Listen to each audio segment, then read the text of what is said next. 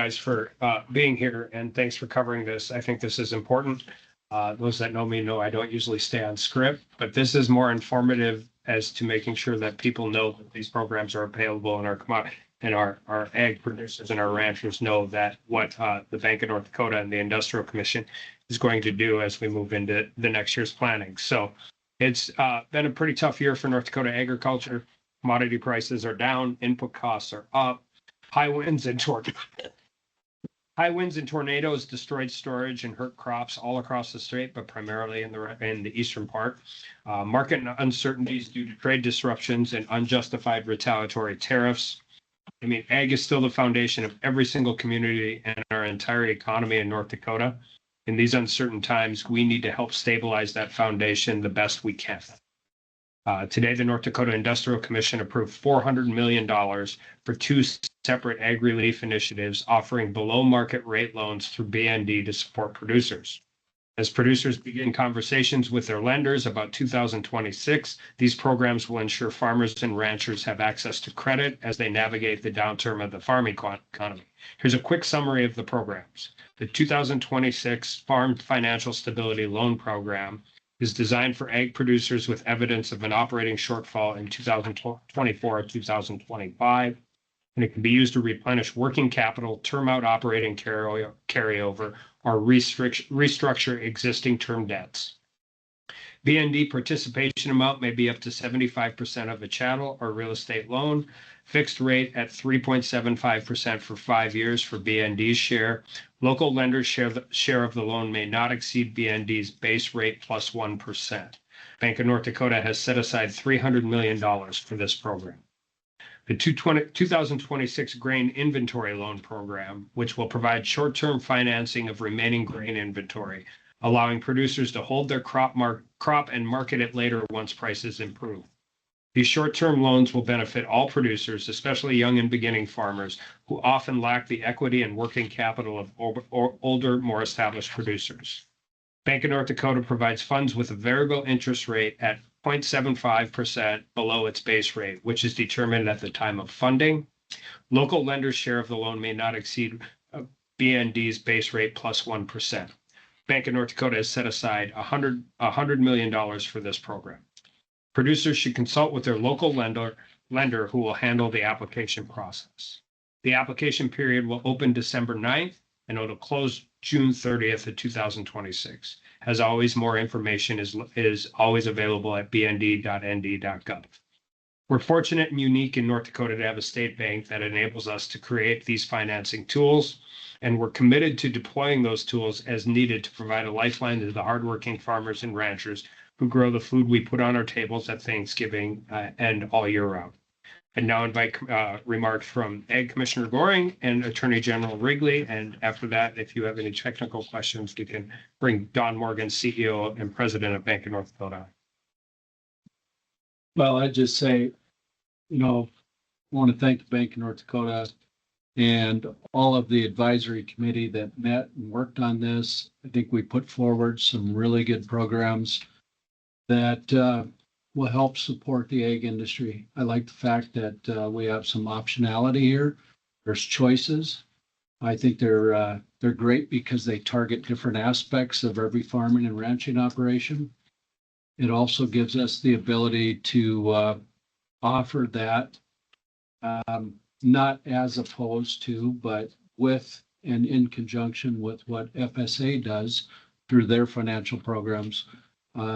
Theirs are a little more cumbersome in their subordinate loan and process, but it works for a lot of producers. And we appreciate what FSA does. I like what we put forward. It's going to meet a need. And I believe our producers are going to benefit from this. And once we get through some unknowns and some uncertainty with what federal programs are going to offer, this will give them the ability to do a little planning in the future to access this. So I appreciate it. I think we're headed in the right direction. And I do believe that we as a state probably have the most to offer our farmers and ranchers by providing this type of backstop. So with that.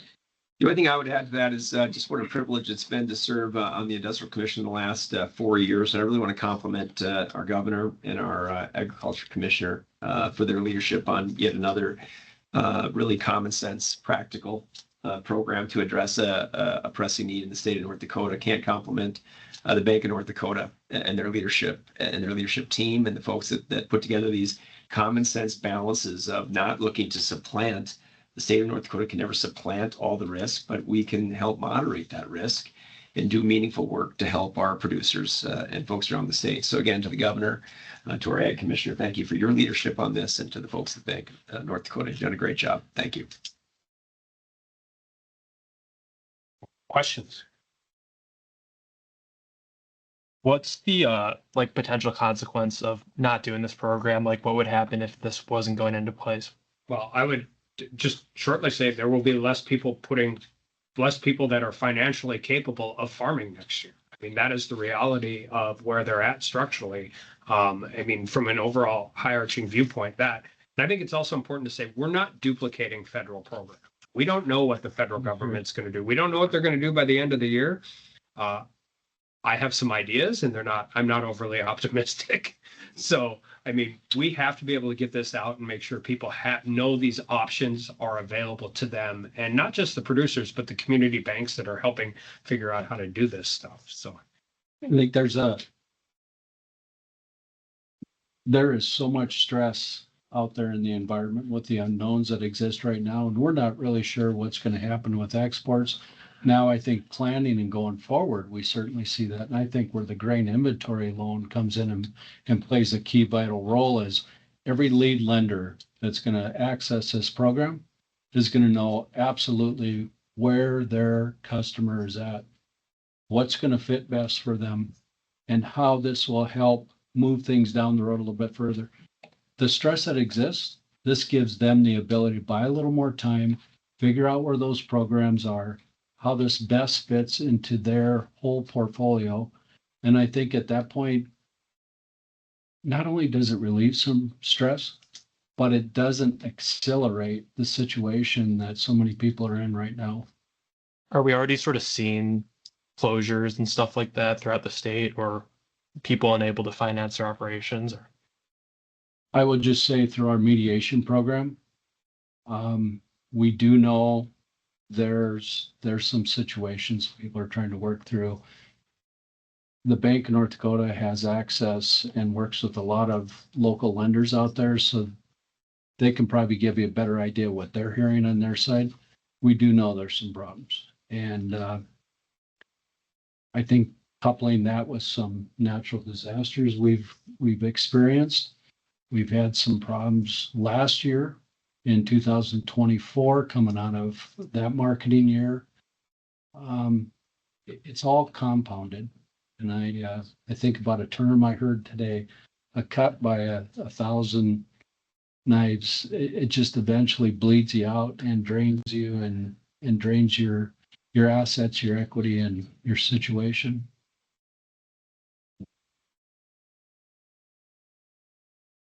There was some discussion at a previous meeting about this program potentially being insufficient, requiring the legislature to act in a theoretical special session early next year.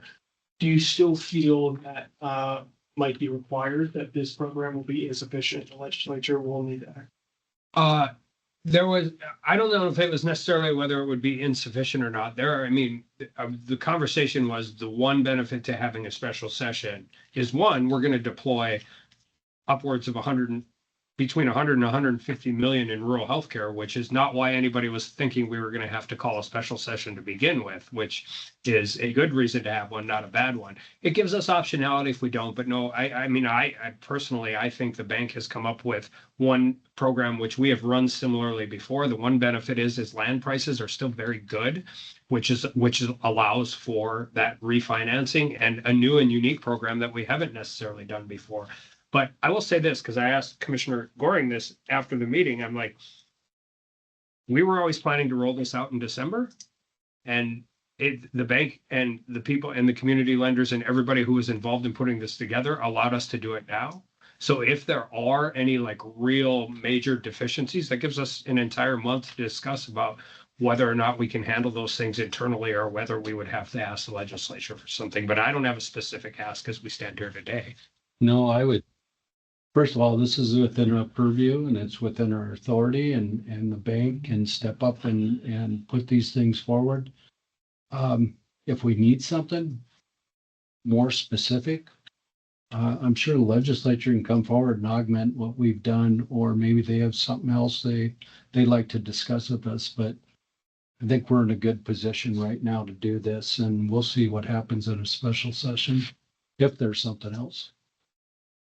Barring no more natural disasters, which is impossible, what's needed for like long-term stability? So like this program like isn't needed in the future. You know, you can't eliminate risk from everything, and you shouldn't. It's an evolution. But where we see an opportunity to at least support and maybe moderate a little bit of that risk because it's good for the industry and we're not putting the borrower in a worse situation or the bank, this really helps us mitigate as we go forward. At least it might put our producers in a better position financially than other producers around the country. But I never want to eliminate all the risk. You need to have that there. This isn't doing that. This is just helping to mitigate. Well, globally, access to markets. I mean, that's a huge one. I think we talked about it on the positive side today, moving natural gas from the northwestern part of the state to the eastern part of the state. That helps with value-added agriculture. It can be anything from, renewable or sustainable aviation fuel to, we have a soybean crushing plant in Spiritwood. We have options to do some of that locally, but we're never going to locally take away all the risk on internationally traded commodities. Are you like, how do you see the current trade situation for North Dakota farmers? Chaotic. Yeah. No, I mean, Yeah. The problem was, this is just how I view this stuff. We're a commodity-based economy. We want access to markets. Resetting bad trade deals with people who have taken advantage of the United States for 20 years is not a bad thing. But in the end, we have seen this happen. We saw it happen in 2018. We're seeing it happen right now.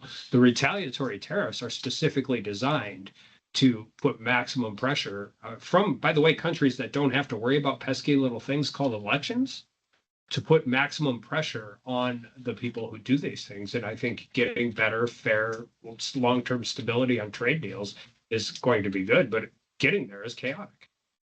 And getting to a point where we have to realize as a country, we need to make sure that people adhere to those trade deals.